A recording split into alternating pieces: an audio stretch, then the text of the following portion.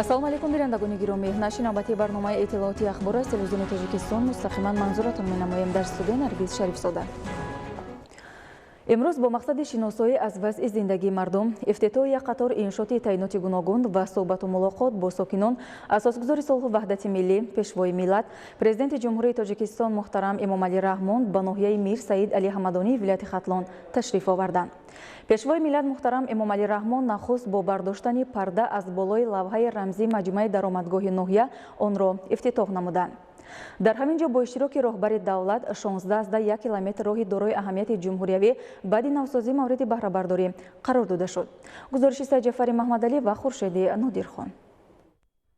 1 اکتبر اساسدار صلح و وحدت ملی پیشوای ملت پرزیدنت جمهوری تاجیکستان محترم امامعلی رحمان با مقصد شناسایی از وضع زندگی مردم، افتتاح یک قطار انشاءات تعیینات گوناگون و صحبت و ملاقات با ساکنان به ناحیه میر سعید علی حمدانی ولایت ختلان تشریف آوردند. پیشوای ملت محترم امامعلی رحمان را در درآمدگاه ناحیه ساکنان با صمیمیت خاصه استقبال گرفتند.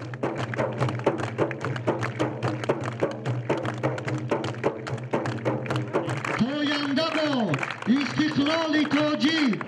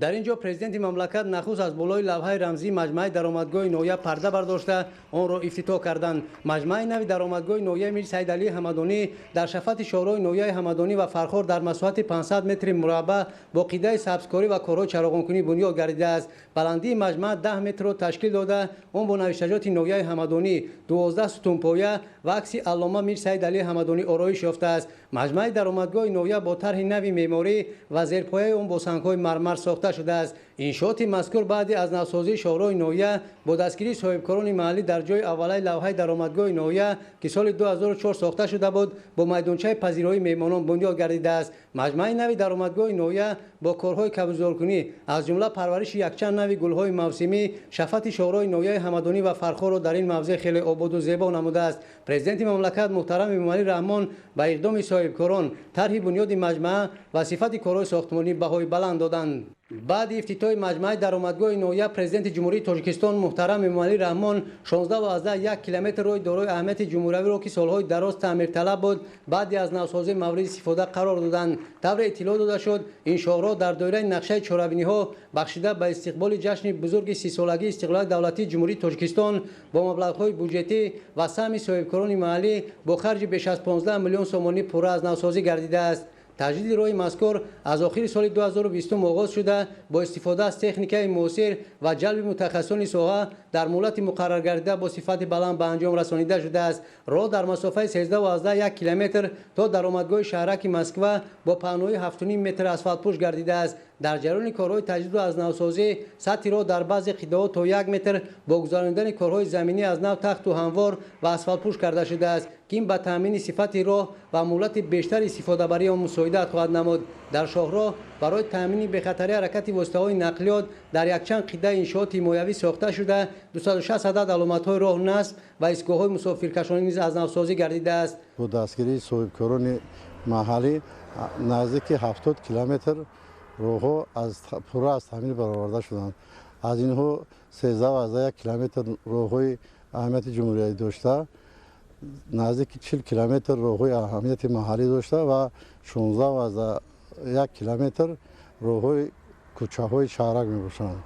از آن جمله در جماعت مینت‌آباد 26.3 کیلومتر، در جماعت پنجاب نزدیک 7 کیلومتر، در جماعت قهرمان 2.2 کیلومتر، در جماعت پنجاب 0.6 کیلومتر، در جماعت چوبک 1.8 کیلومتر راه از تعمیر برآورده شد. ضمن معرفی لایحه تجدید و از نوسازی راه اطلاع داده شد که در دایره نوسازی راه در حدود دهات مینت‌آباد و قهرمان یکچند پل نوسازی گردیده است. در دایره وسعت تدبیرهای سازندگی و بنیادکاری به استقبال جشن 30 سالگی استقلال دولتی جمهوری تاجیکستان و نقشه چهاربینی سالهای رشد دهات سیاحی و هنرهای مردمی در این دوره در حدود دهات مینت‌آباد، قهرمان، پنجاب و چوبک نویه با دستگیری صاحبکاران و شخصان وطندوست راههای محلی نیز اسفالت‌پوش کرده شده است.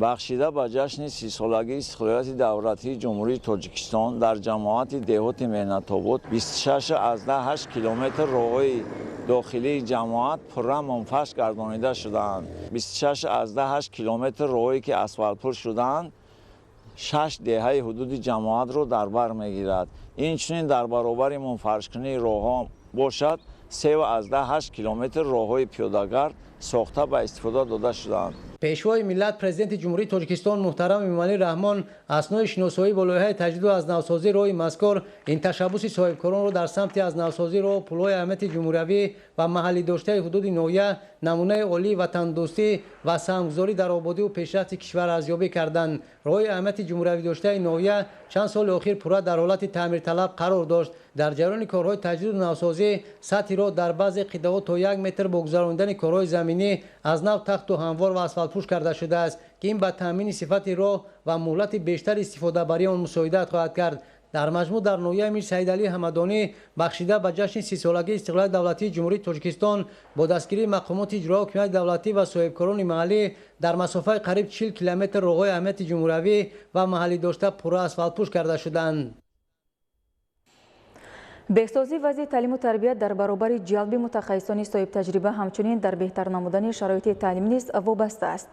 دوام سالهای صاحب استقلالیت در ناحیه میر سعید علی حمدانی مؤسسه‌های نوی تعلیمی بنیاد و نوسازی کرده شدند. امروز اساسگذار صلح و وحدت ملی پیشوای ملت پرزیدنت جمهوری تاجیکستان محترم امامعلی رحمان در ناحیه میر سعید علی حمدانی بنای مؤسسه تحصیلات عمومی رقم 42 ناحیه را مورد استفاده قرار دادند. گزارش خبرنگاران ما.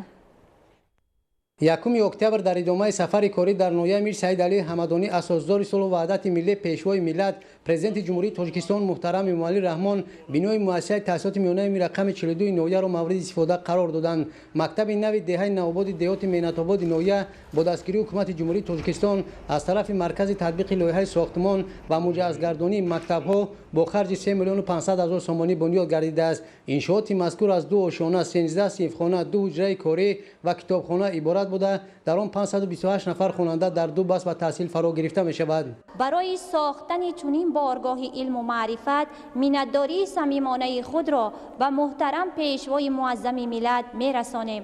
پیشوای ملت پرزیدنت جمهوری تاجیکستان محترم امامعلی رحمان در بنای نوی مؤسسه تحصیلات میانه رقم 42 از شرایط صنفخانه تحصیلات ابتدایی، صنفخانه آموزشی تکنولوژی کامپیوتری، کتابخانه و کابینت‌های فنی دیدن نمودند. ما کودکان زاده استقلال خوشبخت و خوشنود از آن هستیم که در فضای صلح و ثبات کشور عزیز و محبوبمان آزادانه تحصیل علم میکنیم و از آن میفخریم که به مانند شما بابا جان عزیز سرور عزیز و محبوب داریم و هر یک سخن شما را گنجینه حکمت دانسته در پیشرفت و شکوفایی میهن با جان و دل برابرمان کار و تحصیل علم نماییم. صنفخانه آموزشی تکنولوژی کامپیوتری این مؤسسه تعلیمی با 24 عدد کامپیوترهای معاصر و تخته الکترونی، کابینت‌های فن شیمی، بیولوژی، فیزیک و کتابخانه مکتب پورا با لازمات ضروری و عیونت‌های خانش جازانیده شده است. پیشوای ملت پرزیدنت جمهوری تاجیکستان محترم امامعلی رحمان با صفت کارهای ساختمانی در بنای نوی مؤسسه تحصیلات میانه رقم 42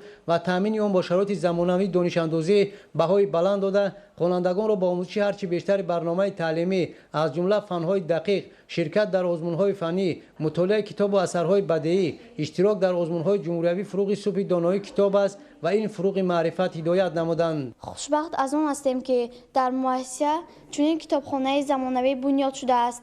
ما همه کتاب‌هایی که می‌خواهیم از این کتابخانه می‌توانیم دسترس نماییم. من زیاده از 300 کتاب را مطالعه و حفظ نمودم. در آزمون فروغ صبح دانایی از روی نامیناسیون 3 خواندن و زیاد کردن اشعار بچگانه شرکت نمودم و سزاوار جای دوم گشتم. در مؤسسه تحصیلات میانه رقم 42 دهه نوآباد جماعت دهات مهنت‌آباد ناحیه میر سعید علی حمدانی عین زمان 485 نفر خوانندگان با تحصیل فرا گرفته شدند. برای بهتر نمودن شرایط تعلیم و تربیت در اساس تطبیق سیاست معارف پرورانه اساسدار صلح و وحدت ملی پیشوای ملت پرزیدنت جمهوری تاجیکستان محترم امامعلی رحمان در برابر بنیاد بنای نوی مؤسسه تعلیمی بنای پیشتر مکتب 42 نیز عبارت از 11 صنفخانه پورا از تامین اساسی برآورده شده است. من منتداری خود را با اساسگذار صلح و وحدت ملی پرزیدنت جمهوری تاجیکستان محترم امامعلی رحمان میرسانم که برای من آموزگاران تمام شرایط‌های زمان معاصر را فراهم آورده است.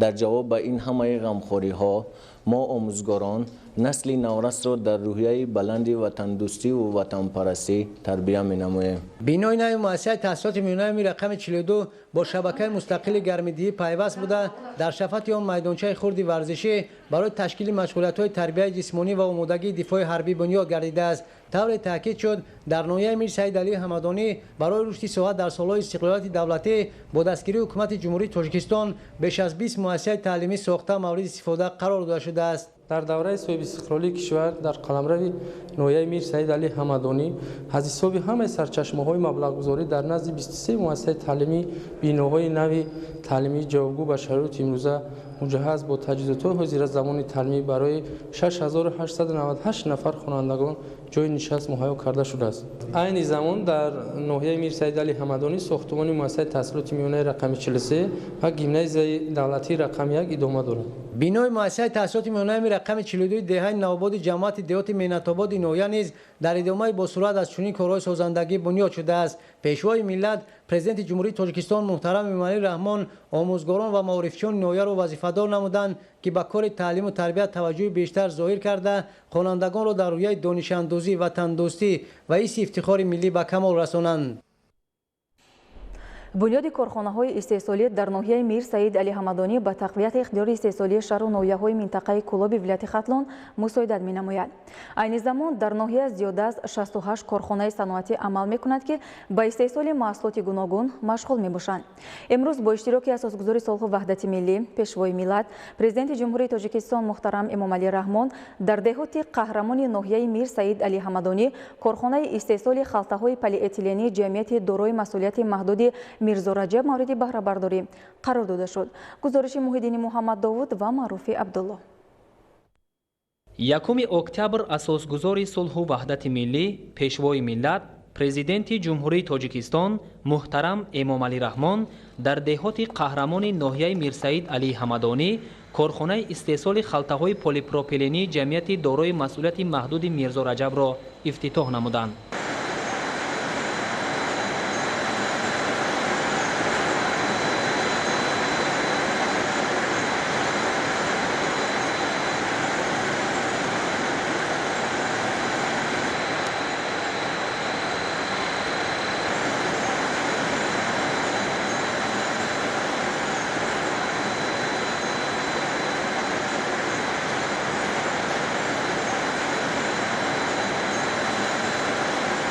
کارخانه نوی صنعتی در دایره تدبیرهای سازندگی به افتخار 30 سالگی استقلالیت دولتی جمهوری تاجیکستان و تطبیق هدف 4 ملی صنعتی کنانی با سرعت کشور از طرف صاحبکار وطنی جیانخان میرزایف با خرج 1.7 میلیون سومانی بنیاد گردیده است.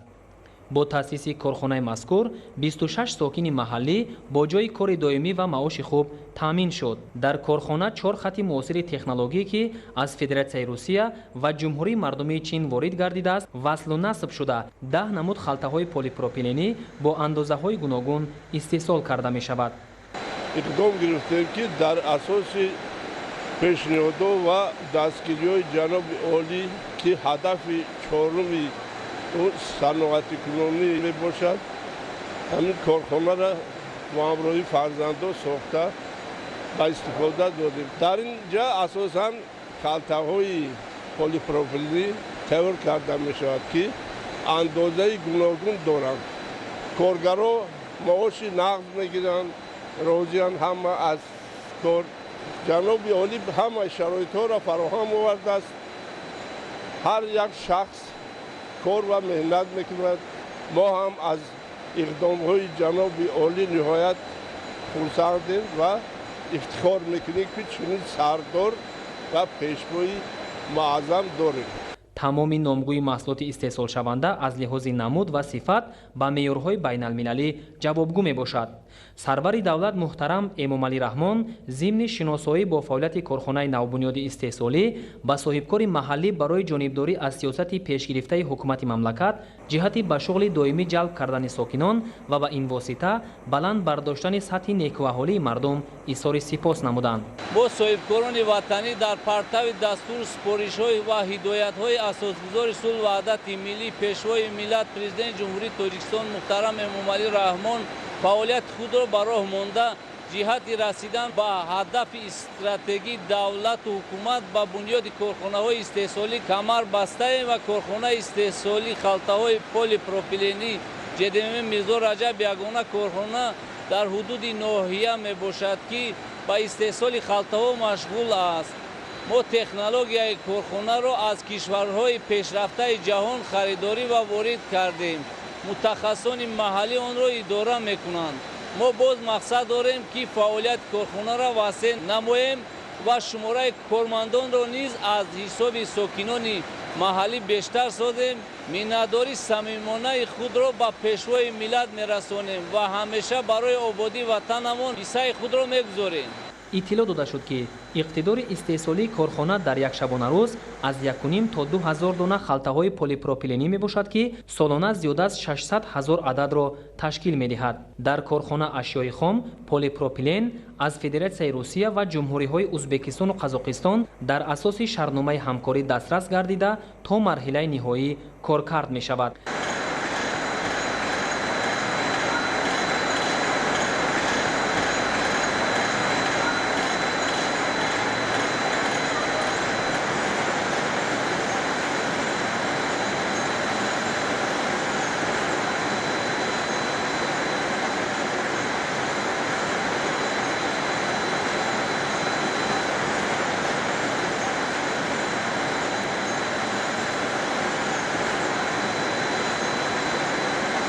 айни замон халтаҳои полипропиленӣ истеҳсол кардаи ин корхона дар бозор, марказҳои савдову хизматрасонӣ, мағозаҳо ва дигар нуқтаҳои фурӯши молҳои саноатӣ ва масолеҳи сохтумонӣ ба таври васеъ истифода мегарданд. халтаҳои полипропилении калонҳаҷм асосан барои маҳсулоти хӯрокворӣ ва кишоварзӣ пешбинӣ шудааст. коргарон нақша доранд ки дар баробари таъмини талаботи бозорҳои дохилӣ истеҳсолотро бештар карда, содироти ин навъи маҳсулоти ватаниро ба кишварҳои ҳамсоя низ ба роҳ монанд. мо духтарону занони ҳамин маҳалла аз ғамхориҳои пешвои миллат сипосгузорем. баҳри мо коргарон чунин корхонаҳоро кушодаанд. ҷавобан ба ҳамаи ин ғамхориҳои ҷаноби олӣ кӯшиш мекунем ки дар ободии ватанамон саҳми худро гузорем. таҷҳизотҳои корхона аз ҷиҳати техникӣ ба талабот ҷавобгӯ мебошанд. коргарон бо техникаи бехатарӣ шинос буда бо сари либос таъминанд. дар ҷавоб ба ҳама ғамхориҳои ҷаноби олӣ пешвои миллат муҳтарам эмомалӣ раҳмон миннатдории худро баён мекунем. дар ҷавоб ба ҳама ғамхориҳои ҷаноби олӣ мо кӯшиш мекунем ки дар иҷрои ҳадафи чоруми сиёсати пешгирифтаи президенти ҷумҳурии Тоҷикистон муҳтарам Эмомалӣ Раҳмон иссагузор бошем. ҳадаф аз бунёди корхонаи истеҳсоли халтаҳои полипропиленӣ дар ноҳияи Мирсаид Алӣ Ҳамадонӣ тақвияти иқтидори истеҳсолии шаҳру ноҳияҳои минтақаи Кӯлоби вилояти Хатлон мебошад. пас аз шиносоӣ бо ҷараёни истеҳсолот дар корхонаи нав, пешвои миллат муҳтарам Эмомалӣ Раҳмон аз намоиши маҳсулоти саноатӣ, хӯрокворӣ ва сохтумонӣ ки аз ҷониби саноатчиёни ноҳия ташкил карда шудааст, дидан карданд. дар намоиш намаки ошии ёддор, равғани растанӣ, меваю сабзавоти консервашуда ва масолеҳи гуногуни сохтумонӣ муаррифӣ карда шуд. таъкид гардид ки айни замон дар ноҳияи Мирсаид Алӣ Ҳамадонӣ зиёда аз 68 корхонаи саноатӣ амал мекунад ки ба истеҳсоли маҳсулоти гуногун аз қабили орду равған, намак, коркарди меваву сабзавот ва дигар навъи маҳсулоти зарурӣ рӯзгор машғул мебошанд. ҳиссаи соҳаи саноат ба иқтисодиёти ноҳия назаррас буда, ҳамасола бо таъсис ва фаъолияти босамари коргоҳу корхонаҳои нав ҳаҷми маҳсулоти истеҳсолӣ афзоиш меёбад. давом истеҳсоли охир дар доираи тадбирҳои ободонию бунёдкорӣ бахшида ба 30-солагии истиқлолияти давлати ҷумҳурии Тоҷикистон дар ноҳияи Мир Саид Алӣ Ҳамадонӣ 14 иншооти варзишӣ сохта мавриди баҳрабардорӣ қарор дода шудааст. имрӯз бо иштироки асосгузори Солҳу ваҳдати миллӣ пешвои миллат Президенти ҷумҳурии Тоҷикистон муҳтарам Эмомалӣ Раҳмон дар маркази ноҳия маҷмӯаи варзишии замонавӣ мавриди истифода қарор дода шудааст. гузориши хабарнигорони мо. 1 октябр асосгузори сулҳу ваҳдати миллӣ пешвои миллат Президенти ҷумҳурии Тоҷикистон муҳтарам Эмомалӣ Раҳмон дар маркази ноҳияи Мир Саид Алӣ Ҳамадонӣ маҷмӯаи варзишии замонавиро ки бо саҳми соҳибкор Амрохон Саидов бунёд гардидааст мавриди истифода қарор доданд. маҷмӯаи варзишӣ дорои 5 толори хурди варзишӣ аз ҷумла 1 толор барои теквандо, толори гӯштин, толор барои бозии шашкаю шоҳмот, толори тамрин ва толори тенниси рӯи миз аст. имрӯз хурсандии ҷавонону варзишгарони ноҳия ҳадду канор надорад, чунки боз дар баробари дигари иншоотҳо бо ташаббус ва дастгириҳои бевоситаи пешвои муаззами миллат ва дар доираи нақша чорабиниҳо бахшида ба 30-солагии истиқлолияти давлатии ҷумҳурии Тоҷикистон бо иштироки бевоситаи пешвои муаззами миллат дар ҳудуди шаҳраки Москва боз ду майдонча ва як маҷмӯаи варзишӣ мавриди истифода қарор гирифт.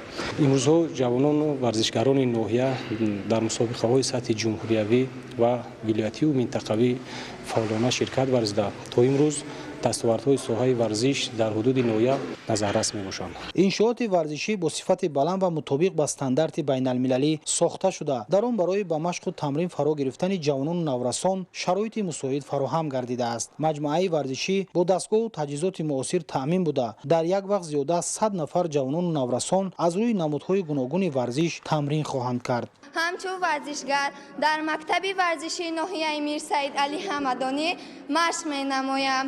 миннатдории худро ба асосгузори сулҳу ваҳдати миллӣ, пешвои миллат, президенти ҷумҳурии Тоҷикистон муҳтарам Эмомалӣ Раҳмон ва соҳибкорони ватан мерасонам, ки барои мо варзишгарон чунин толорҳои варзишӣ фароҳам кардаанд. саъю талоши худро боз ҳам зиёдтар менамоям, ки дар оянда парчамбардори давлату миллати худ гардам. пешвои муаззами миллат муҳтарам Эмомалӣ Раҳмон аснои мулоқот бо варзишгарон ва шиносоӣ бо шароити фароҳам овардашуда дар маҷмӯаи варзишӣ ба масъулон дастур доданд, ки барои ҷалби ҳарчи бештари ҷавонону наврасон ба варзиш тадбирҳои саривақтиро амалӣ намоянд. 3 соли охир дар ноҳияи Мир Саид Алии Ҳамадонӣ дар раванди босуръати корҳои ободониву созандагӣ бахшида ба 30-солагии истиқлоли давлатии ҷумҳурии Тоҷикистон 14 иншооти варзишӣ аз ҷумла 10 майдонча, 3 толор ва 1 маҷмӯаи варзишӣ сохта мавриди баҳрабардорӣ қарор гирифтааст. дар бисёр чорабиниҳои варзишӣ иштирок намуда сазовори ҷойҳои якум гаштам, ки ин шаҳодат аз дастгириҳои давлату ҳукумат аввалан хусус ба пешвои муаззами ҷавонпарвару варзишпарвар мебошад, ки барои мо варзишгарон боиси ифтихор ва сарфарозист. ҳамчунин дар ноҳияи Мир Саид Алии Ҳамадонӣ як мактаби варзишӣ фаъолият дорад, ки дар он бештар аз 1000 нафар ҷавонону наврасон аз рӯи 11 намуди варзиш ба машқу тамрин фаро гирифта шудаанд. татбиқи нақшачорабиниҳо бахшида ба солҳои рушди деҳот, сайёҳӣ ва ҳунарҳои мардумӣ дар баробари такмили инфраструктури кору хизматрасонӣ дар шаҳру ноҳияҳои мамлакат, ҳамчунин дар эҳёи касбу ҳунарҳои қадима ва тарғиби ҳунару ҳунармандӣ дар байни аҳолӣ мусоидат намуд. дар ҳамин замина имрӯз бо иштироки асосгузори солҳу ваҳдати миллӣ, пешвои миллат, президенти ҷумҳурии Тоҷикистон муҳтарам Эмомалӣ Раҳмон дар ноҳияи Мир Саид Али Ҳамадонӣ филиали ҷамъияти дорои масъулияти маҳдуди нонпаз мавриди истифода қарор дода шуд. дар маркази хизматрасонӣ дар баробари омода ва ба фурӯш гузоштани маҳсулоти гуногуни нонӣ ҳамзамон ҷавонон ба касбомӯзӣ ҷалб карда мешаванд. 1 октябр асосгузори сулҳу ваҳдати миллӣ, пешвои миллат, президенти ҷумҳурии Тоҷикистон муҳтарам Эмомалӣ Раҳмон филиали ҷамъияти дорои масъулияти маҳдуди нонпазро дар ноҳияи Мир Саид Али Ҳамадонӣ мавриди баҳрабардорӣ қарор доданд. дар маркази хизматрасонӣ дар баробари омода ва ба фурӯш гузоштани маҳсулоти гуногуни нонӣ аз ҷумла кулчаю қалама, чапотию фатир, самбуса ва кулчақанду шириниҳо ҳамзамон ҷавонон ба касбомӯзӣ ҷалб карда мешаванд.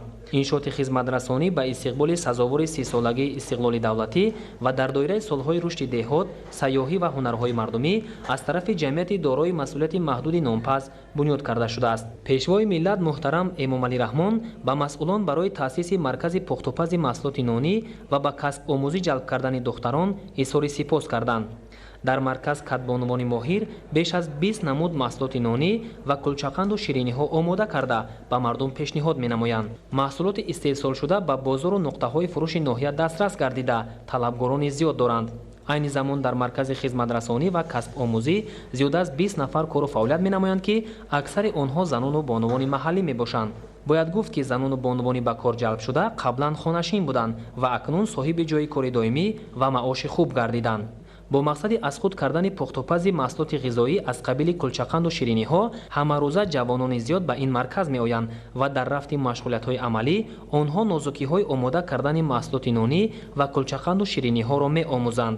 мо ҷавонони зодаи даврони истиқлол хушбахт аз он ҳастем, ки чунин сарвари ғамхор дорем. миннатдории худро ба пешвои миллат муҳтарам Эмомалӣ Раҳмон мерасонем, ки барои мо ҷавонон чунин шароитҳои арзандаи илмомӯзӣ ва кору фаъолиятро фароҳам оварданд. дар маркази касбомӯзӣ мо пухтани маҳсулотҳои нонӣ ва кулчақанду шириниҳоро меомӯзем. кӯшиш мекунем, ки дар оянда касбу ҳунар омӯхта барои боз ҳам пешрафту шукуфои ватани азизамон саҳми арзандаи худро гузорем. президенти мамлакат муҳтарам Эмомалӣ Раҳмон барои бештар ҷалб кардани ҷавонони соҳибзавқ ба касбомӯзӣ, махсусан омода кардани кулчақанду шириниҳо масъулонро вазифадор намуданд. филиали ҷамъияти дорои масъулияти маҳдуди номпаз аз аввалин маркази касбомӯзию хизматрасонии муосир дар ноҳияи Мирсаид Алии Ҳамадонӣ мебошад, ки фаъолияти худро ба истеҳсоли маҳсулоти нонӣ ва кулчақанду шириниҳо равона кардааст.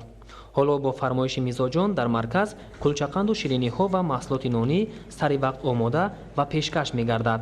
дар сурати афзудани талаботи аҳолӣ ба маҳсулоти ин марказ истеҳсоли онҳо бештар карда мешавад.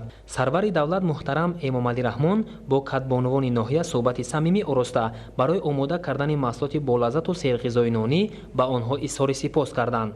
дар саҳни филиали ҷамъияти дорои масъулияти маҳдуди номпаз ҳунармандони чирадаси ноҳияи Мирсаид Алии Ҳамадонӣ аз 8 ҷамоати шаҳраку деҳот намунаҳо аз офаридаҳои худ аз қабили қолинбофӣ, чӯбтарошӣ, бофандагӣ, муҳрабофӣ, заргарӣ, чакандӯзӣ, шерозбофӣ ва гулдӯзиҳоро ба намоиш гузоштанд.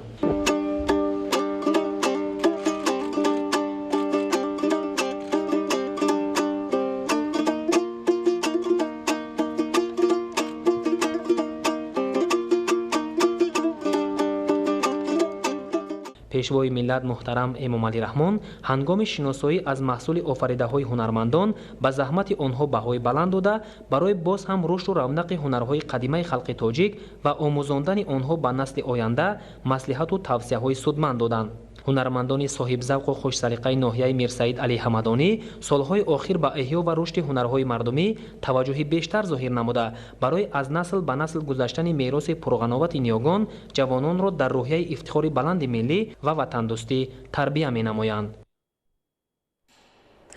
бо дастгириҳои пайвастаи ҳукумати ҷумҳурии Тоҷикистон инфраструктури истироҳату фароғат дар шаҳру ноҳияҳои вилояти Хатлон марҳила ба марҳила такмил дода шуда. бунёди гулгашту хиёбонҳо бо диди муосир ва мутобиқ ба талаботи замони муосир оро дода мешаванд.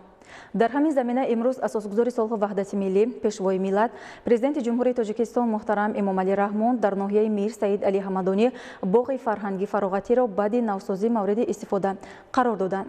дар дохили боғи мазкур майдончаи истироҳатию фароғатӣ барои кӯдакон, бинои амфитеатр, ду майдончаи варзишӣ ҷойгир буда, ҳамчунин бинои осторхонаи таърихи ноҳияи Мирсаид Алии Ҳамадонӣ ки дар шафати боғи фарҳангӣ фароғатӣ ҷойгир аст баъди навсозии пурра дар он шароити мусоиди нигоҳдории ёдгориҳои таърихӣ фароҳам гардид.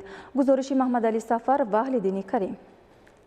1 октябр асосгузори сулҳу ваҳдати миллӣ пешвои миллат президенти ҷумҳурии Тоҷикистон муҳтарам Эмомалӣ Раҳмон дар кӯчаи ба номи Бобоҷон Ғафурови шаҳраки Москваи ноҳияи Мирсаид Алии Ҳамадонӣ боғи фарҳангӣ фароғатиро баъди навсозӣ мавриди истифода қарор доданд. маврид ба таъкид аст ки боғи фарҳангӣ фароғатии мазкур солҳои 50-уми асри гузашта бунёд карда шудааст. дарвозаи даромадгоҳи боғи фарҳангӣ фароғатии ноҳияи Мирсаид Алии Ҳамадонӣ бо тарҳи санъати миллии меъморӣ сохта шуда басо назаррабой дилфиреб аст. масоҳати боғи мазкур 6 гектарро ташкил дода дар доираи чорабиниҳо бахшида ба ҷашни 30-солагии истиқлоли давлатии ҷумҳурии Тоҷикистон навсозӣ гардидааст. корҳои навсозии боғи фарҳангӣ фароғатӣ тибқи нақша аз нимаи дуюми соли 2020 бо ҷалби соҳибкорони маҳаллӣ оғоз гардида дар як муҳлати кӯтоҳ ба анҷом расонида шуд. роҳравҳои дохили боғ ки зиёда аз 2 километрро ташкил медиҳад бо паҳноӣ аз 5 то 7 метр пурра навсозӣ гардида дар маркази боғ аз даромадгоҳи он то бинои амфитеатр дар масофаи 150 метр фаввораҳои ранга сохта шудааст. дар шафати фаввораҳо барои истироҳати шаҳрвандон нишастгоҳ бо шакли замонавӣ ҷойгир мебошад. майдончаҳои дохили он бо гулу буттаҳои ороишӣ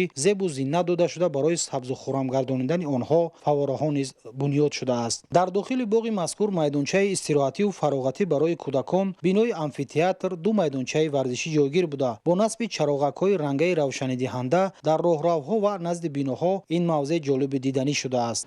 боиси хушнудӣ ва сарафрозии тамоми мардуми ноҳияи Мирсаид Алии Ҳамадонӣ аст ки сафари навбатии ҷаноби олӣ асосгузори сулҳу ваҳдати миллӣ пешвои миллат президенти ҷумҳурии Тоҷикистон муҳтарам Эмомалӣ Раҳмон ба даврае рост омад ки тамоми мардуми кишвар аз ҷумла сокинони ноҳияи Мирсаид Алии Ҳамадонӣ ҷашни 30-умин солгарди истиқлолияти давлатии ҷумҳурии Тоҷикистонро дар як сатҳи баланд ва шукӯҳу шаҳомати хоса таҷлил намуданд. ва имрӯз мо дар алон мебинем ки боғи фарҳангӣ тамоман симои дигар гирифт. яъне имрӯз мо дар боғи фарҳангӣ мебинем ки барои кӯдакон майдончаҳои бозӣ, арғунчакҳову аробачаҳои худгард, фаввораҳо, دروازه بسیار هم در سطح بلند معماری ملی ساخته شده و دیگر انشاءات‌های اهمیت اجتماعی داشته در داخل همین باغ فرهنگی برآمده شدند و ما همه این رو از دستاوردهای دوران صاحب استقلالی میدانیم و همه این رو ما بواسطه از رهبری غمخورانه و پدرانه و بشردوستانه پیشوای معظم ملت محترم امامعلی رحمان میدانیم. باغ فرهنگی فراغتی را درختان چنار که هنوز در دوره اول تأسیسیابی آن شنونیده شده‌اند زیب و زینت خاصه بخشیده است. میدانچه استراحتی برای کودکان و نورسان در جریان کارهای تعمیر و نوسازی در مساحت 1.7 گکتار بنیاد گردیده است. در میدانچه اتراکسیون‌های زمانوی نصب گردیده در یک وقت امکان فراهم است که زیاده از 80 نفر کودک به بازی مشغول شوند. میدانچه بازی کودکان با مبلغ‌گذاری صاحبکاران محلی بنیاد گردیده است. دستاوردهای جمهوری تاجیکستان تحت راهبری به واسطه اساسگزار صلح و وحدت ملی پیشوای معظم ملت محترم امامعلی رحمان دوام 30 سال صاحب استقلالی مملکت در تمام جنبه‌های حیات جامعه معاصر به طور واضح و روشن احساس کرده می شود. دوام 30 سال صاحب استقلالی سیمای ناحیه میرسعید علی حمدانی نیز به کلی تغییر یافت. پیشرفت و سازندگی و آبادکاری در همه سمت و ساحه‌ها در ناحیه به خوبی به چشم می رسد. امروز با تشبث و با حضور بی‌واسطه اساسگزار صلح و وحدت ملی محترم امامعلی رحمان باغ فرهنگی بعد از نوسازی افتتاح گردید که برای فراغت ساکنان ناحیه یک شرایط مساعد فراهم می‌آورد و همه این سازندگی ها، همه این بنیادکاری ها، همه این پیشرفت و آبادکاری ها محض با شرافت صاحب استقلالی و صاحب اقبالی مردم سربلند تاجیک می باشد. سیمای باغ فرهنگی ناحیه در قیاس با سالهای پیشین به کلی تغییر یافته است، چون همین باغ فرهنگی خبای سبز رنگ سبزگونه را به بر کرده است. هنگام وارد شدن به همین باغ فرهنگی موج همین فواره ها و سبزدامانی همین باغ بسیار هم زیبا به کسی یک روح و الهام تازه می بخشد. بینای آمفی‌تئاتر در داخل باغ فرهنگی فراغتی نوسازی شد که اون در گذشته همچون صحنه برگزاری مسابقه ورزشی گشتین بود.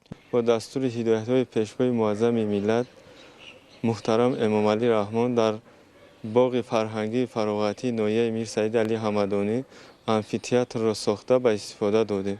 آینده باز برای پیشرفت و شکوفایی مملکت سهم می‌گذاریم. آمفی‌تئاتر دارای 1500 جای نشست بوده برای برگزاری چهاربینی‌های فرهنگی شرایط مساعد دارد. با سهم صاحبکار امیر حمزه بیگنظرов بینای آمفی‌تئاتر با طرح صنعت ملی معماری نوسازی گردیده. در دیوار آن مصوره‌های تاریخی و نیاگان پرافتخار ملت کهن‌تمدنمان حکاکی شده است. هنگام شناسایی با شرایط مهیا گردیده در آمفی‌تئاتر پرزیدنت مملکت محترم امامعلی رحمان و مسئولان دستور و هدایت دادند که در انشاءات مذکور جهت برگزاری چهاربینی‌های ورزشی و فرهنگی صحنه نو بنیاد کرده شماره جایهای نشست را با استفاده از شرایط موجوده زیاد نمایند. بینای آمفی‌تئاتر که مکانی مساعد برای گذراندن چهاربینی‌های گوناگون است از جانب ساختمانچیان با صفت بلند و با رعایت عنصرهای ملی بنیاد کرده شده است. در این باغ فرهنگی فراغتی در برابر دیگر انشاءات خدمت‌رسانی باز دو میدانچه ورزشی بنیاد گردیده است که برای برگزاری فوتبال خرد و بازی والیبال پیش بینی شده‌اند. مساحت عمومی میدانچه‌های ورزشی 0.124 گکتار را تشکیل می‌دهد. همچنین بینای آثارخانه تاریخی ناحیه میرسعید علی حمدانی که در شفت باغ فرهنگی فراغتی جایگیر است بعد نوسازی پرره در آن شرایط مساعد نگهداری یادگاری‌های تاریخی فراهم گردید. آثارخانه دارای 3 تالار بوده در آنها زیاده از 550 بازیافت‌های تاریخی کهن داشته از جمله نمونه‌های هنرهای مردمی، نگاره‌ها و رسم و مصوره‌ها حفظ و نگهداری می‌شوند. اسناد شناسایی با شرایط فراهم گردیده در باغ فرهنگی فراغتی ناحیه میرسعید علی حمدانی پرزیدنت مملکت محترم امامعلی رحمان با صاحبکاران وطندوست جهت سهمگذاری در روند کارهای آبادانی و سازندگی و بنیاد انشاءات گوناگون خدمت‌رسانی اظهار منتداری نمودند. ما جوانان سرول منتداری خود را به اساسگزار صلح و وحدت ملی پیشوای معظم ملت محترم امامعلی رحمان میرسانیم که برای ما جوانان در مرکز ناحیه چنین یک باغ فرهنگی و فراغتی به استفاده داده است چون که ما جوانان آمده آزادانه در اینجا سیر و گشت کنیم. ما جوانان در عوض این غمخوری‌های اساسگذار صلح و وحدت ملی صمیمانه وعده می‌دهیم که مکتب را با بهای خوب و اعلی به ختم رسانده به خلق و وطن خود صمیمانه خدمت می‌کنیم. از آن می‌فخرم که جوانی خوشبخت هستم و در چنین دولت صاحب استقلال عمر به سر میبرم و شکرانه آن میکنم که زاده استقلال هستم و مینداری خود را به پیشوای معظم ملت میرسانم که در ناحیه ما چنین انشاءات‌های زمانوی به استفاده داد و ما جوانان باید درک از آن کنیم که در مدت 30 سال استقلالیت در همه شهر و ناحیه ها اینقدر پیشروی و ترقیات ها مخصوصا در ناحیه ما میر سعید علی حمدانی که چنین باغ فرهنگی و فراغتی و دیگر انشاءات های زمانوی باز نمودند. مرکز خدمترسانی دلپذیر در شفت باغ مذکور نیز با طرح و نمای معاصر از جانب صاحبکاران بنیاد کرده شده است که در آن شرایط مساعد مهیا می باشد. مورد به تاکید است که به مناسبت 30 سالگی استقلال دولتی در ناحیه میر سعید علی حمدانی زیاده از 300 انشاءات تعیینات گوناگون ساخته و استفاده داده شده است که صاحبکاران در این سمت سهم فعال و نظررس دارند. در پرتو دستگیری و غمخوری‌های پیوسته به یتیمان و بپرستاران پیشوای معظم ملت محترم امامعلی رحمان در باغ فرهنگی فراغتی با 50 نفر یتیم کل از ناحیه‌های میر سعید علی حمدانی و واسطه ملاقات نمودند. تاکید گردید که حکومت جمهوری تاجیکستان نسبت به این قشر جامعه پیوسته غمخوری ظاهر نموده آنها تحت توجه دائمی سرور دولت قرار دارند. پرزیدنت مملکت محترم امامعلی رحمان به یتیمان که با امر تقدیر از نوازش والدین به نصیب مانده‌اند تحفه‌ها تقدیم کردند که از این لطف و مهربانی آنها روح بلند گردیدند. باغ فرهنگی فراغتی ناحیه میر سعید علی حمدانی بعد نوسازی پوره و بنیاد انفراستراکچور ضروری و مرکزهای خدمترسانی مطابق به زمان معاصر به یک موضع دلفریب و نظرربا تبدیل یافته است. فواره‌های رنگه، نصب نشستگاه‌های زمانوی و دیگر آرایشات قلب هر یک بیننده را تسخیر خواهد کرد. امروز در دوره سفر کاری به شهر و ناحیه‌های ولایت ختلان اساسگذار صلح و وحدت ملی پیشوای ملت پرزیدنت جمهوری تاجیکستان محترم امامعلی رحمان در مرکز ناحیه میر سعید علی حمدانی با راهبران و فعالان ناحیه ملاقات صمیمی انجام دادند. در دام سالهای صاحب استقلالی برای تامین نمودن رشد اجتماعی و اقتصادی ناحیه بیش از 1.9 میلیارد سومانی روانه نموده است. گزارش همکارانمان. اساسگذار صلح و وحدت ملی پیشوای ملت پرزیدنت جمهوری تاجیکستان محترم امامعلی رحمان بعد افتتاح یک قطار انشاءات تعییناتی گوناگون در مرکز ناحیه میر سعید علی حمدانی با راهبران و فعالان ناحیه ملاقات صمیمی و سازنده انجام دادند. نخست سرور دولت محترم امامعلی رحمان همه ساکنان مهنت‌دوست ناحیه را با جشن بزرگ ملی 30 سالگی استقلالیت دولتی جمهوری تاجیکستان تبریک و تهنیت گفتند. تاکید گردید که در دام سالهای صاحب استقلالی تمام منطقه‌های وطن عزیزمان به طور نظررس آباد و زیبا گردید که ناحیه زیبا منظر میر سعید علی حمدانی یکی از آنها می باشد. مردم شرفمند ناحیه با پشتیبانی از سیاست سازنده حکومت کشور جهت تجدید سزاوار جشن 30 سالگی استقلالیت دولتی 290 انشاءات اجتماعی و اقتصادی را بنیاد و از نوسازی کردند که 48 انشاءات علاوه بر نقشه کارهای آبادانی و بنیادکاری در ناحیه می باشد. در انشاءات و کارخانه‌هایی که امروز به فعالیت آغاز می‌کنند 230 جای کاری دائمی و 150 جای کاری موسمی مهیا کرده شده است. پرزیدنت مملکت محترم امامعلی رحمان به همه ساکنان ناحیه شخصان سخاوتپیشه مخصوصا صاحبکاران و سرمایه‌گذاران ناحیه که برای آباد و زیبا گرداندن دیار خود و تأسیس جایهای نوی کاری به ساکنان محلی سهم گذاشتند منتداری بیان نمودند.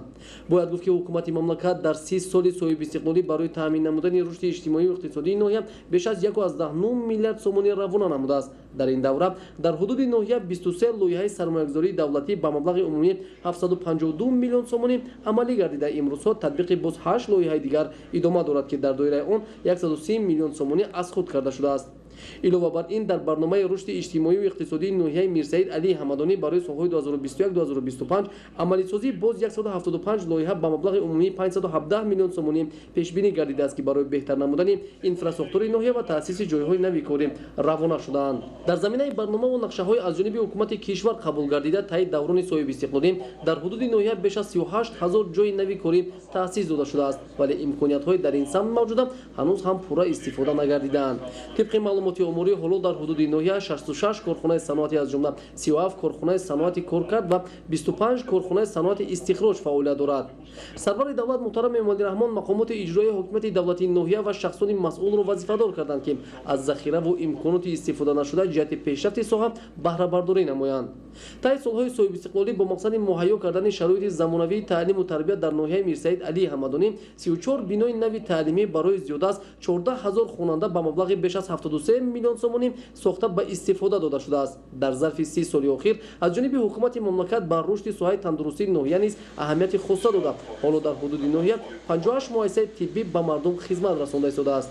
дар охир президенти мамлакат муҳтарам Эмомалӣ Раҳмон бо итминон изҳор доштанд ки мардуми ватандӯсту ватанпарвар бо нангу номус ва матин иродаи ноҳияи Мирсаид Алии Ҳамадонӣ хусусан бо дар назардошти вазъи минтақа ва ҷаҳони имрӯза бо заҳмати содиқонаву софдилонаи худ ин гӯшаи ватани маҳбубамонро боз ҳам ободу пешрафта хоҳанд гардонид. баъди анҷоми сухангонии президенти мамлакат муҳтарам Эмомалӣ Раҳмон сокинони ноҳия хонандаи мактаб ғолиби даври ҷумҳуриявии озмуни фуруғи субҳи донои китоб аст Муҳиба Шарифова ва шоир Али Муҳаммад Мурудиён баромад карданд. бинандагони гиромӣ дар ҳамин ҷо барномаи иттилоотии ахбор ба анҷом мерасад. хайр саломат бошед.